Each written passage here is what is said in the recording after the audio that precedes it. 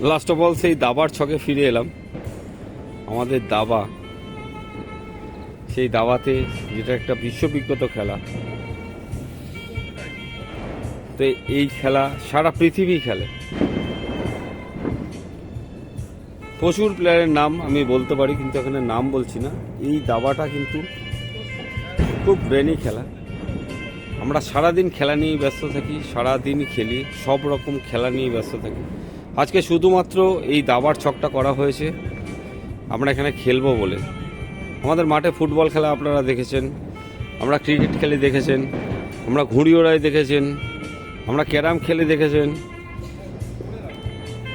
আরও আদার্স খেলাগুলো দেখানো হয়নি, ব্যাডমিন্টন, ভলি, অনেক কিছু দেখানো হয়নি। যেহেতু এখন অ্যাট প্রেজেন্ট 50-র কাছাকাছি আমাদের এজ, কিংবা আমাদের সিনিয়ররাও রয়েছে, সবাই রয়েছে।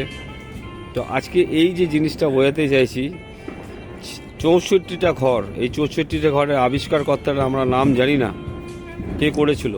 প্রতিটা প্রতিটা গেমসের আবিষ্কারকর্তার নাম যদি আমরা জিজ্ঞাসা করি, কেউ কিছু বলতে পারবে না। যে অনেকেই বলতে পারবে না, কেউ বলতে পারবে না যে ক্রিকেটের জন্ম কোথা দিয়ে হয়েছিল, ফুটবলের জন্ম, অনেকেই বলতে পারবে, অনেকেই বলতে পারবে না। বাট দাবাও একটা কিন্তু ছক। এই দাবার মাধ্যমে আমাদের ব্রেন ডেভেলপ হয়, মানসিক ডেভেলপ হয়। এটা কিন্তু একটা দাবার ছক। 64টা ঘর আছে।